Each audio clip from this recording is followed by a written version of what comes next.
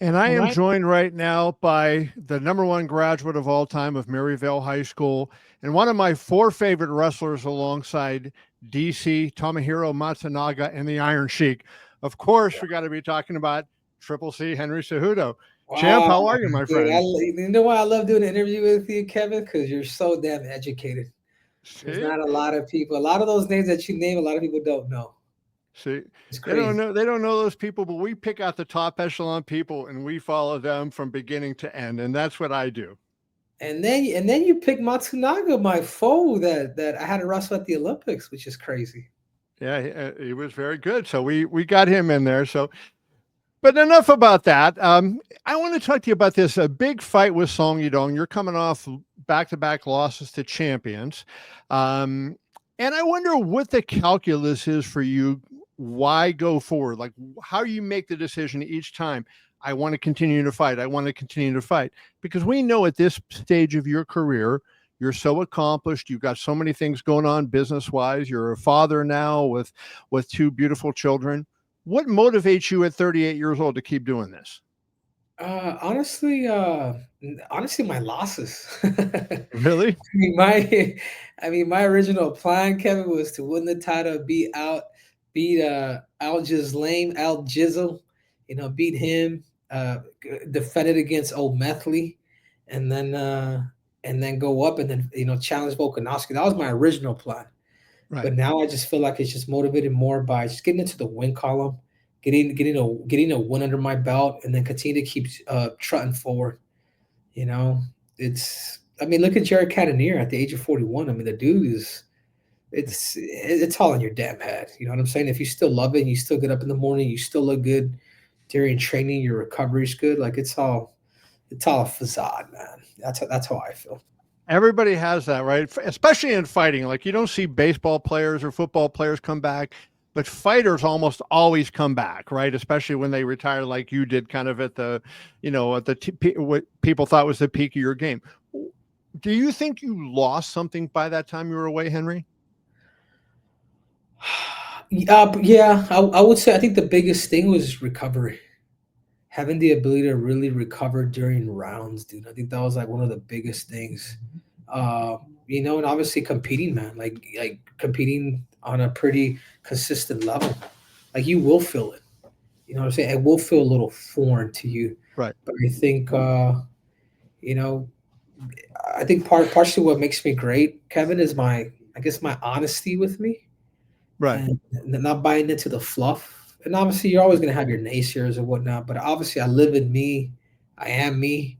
So I got to make those proper adjustments and decisions to be able to come back to, after a 2 fight loser to really, turn the page and write that book correctly how I want to.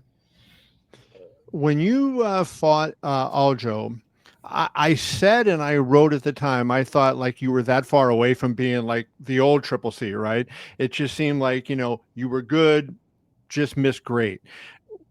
Was it timing? Was it, right? Was there one thing that was kind of the difference? It's just time. It's just time, Kevin. I think time away. It's not the age or anything like that. It was just time away, and I think that took a lot of.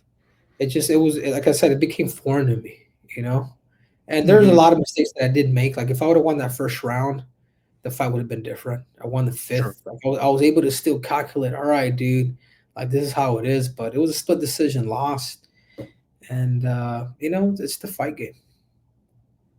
Your last 6 fights, 5 of them were champions. Some of them were legends. Demetrius Johnson, one of the greatest to ever do it. TJ Dillashaw. I think it's fair to say he's one of the greatest to ever do it, with maybe an asterisk for what happened. Marlon Moraes, Dominic Cruz, an absolute legend. Sterling and Marab, who's building that.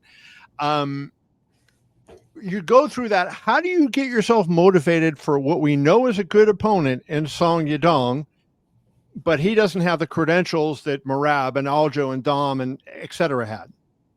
Yeah, it's his age.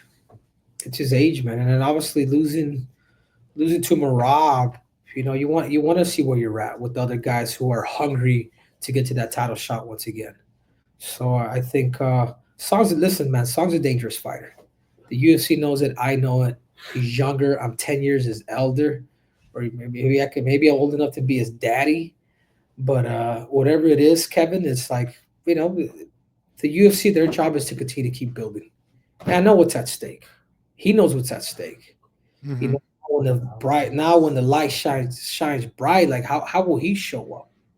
Right. I've been there before. Like the adrenaline, I don't even see a crowd honestly when I fight. I'm just Yeah. scrap. I love winning more than anything. Adrenaline, I don't know what adrenaline is, or maybe it's engraved in me. I don't know what that is because I've been competing since I was a 10-year-old, 11-year-old kid, man, until now. And a lot of my thought about you is that, you're a fighter because you were born a fighter, given the poverty you were born into and everything that you had to overcome at the beginning of your life. And do you ever get satisfied, like, you were dirt poor and now you're rich, right? You're comfortable, you live a really nice life.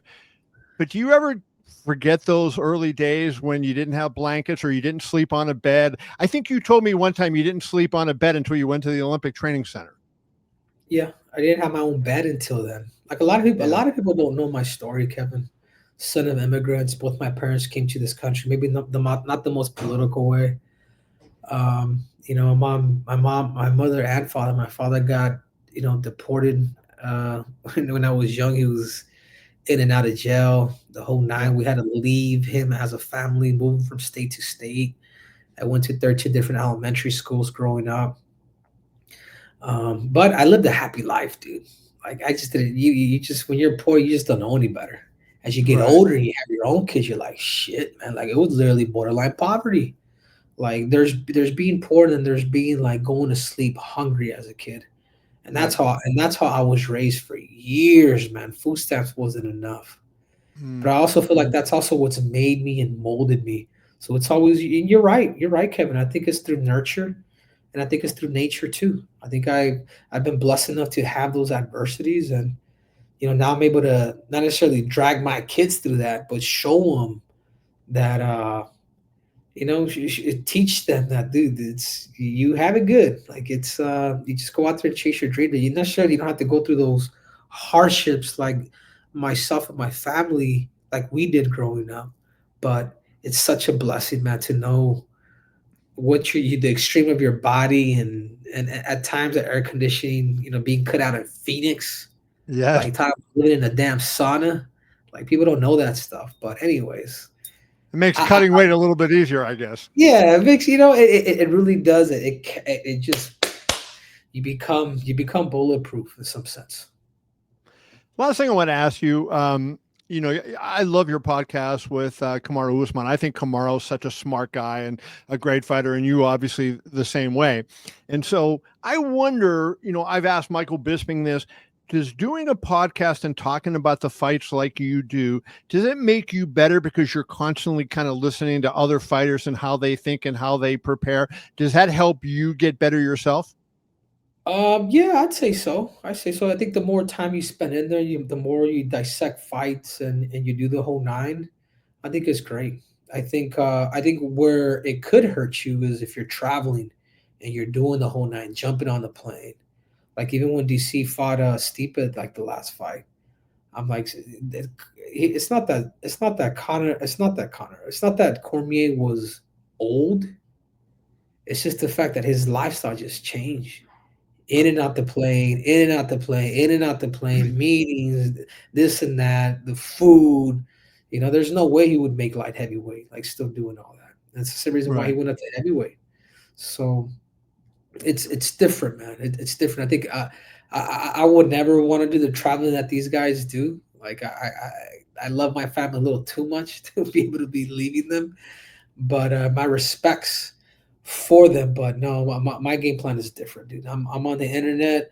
If we do travel for pound, it's once a month. But I'm right here. It's just like what I'm doing with you, Kevin.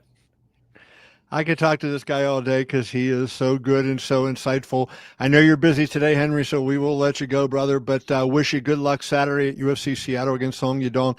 Thank you always for your time. Thank you, Kevin. God bless, brother. See ya.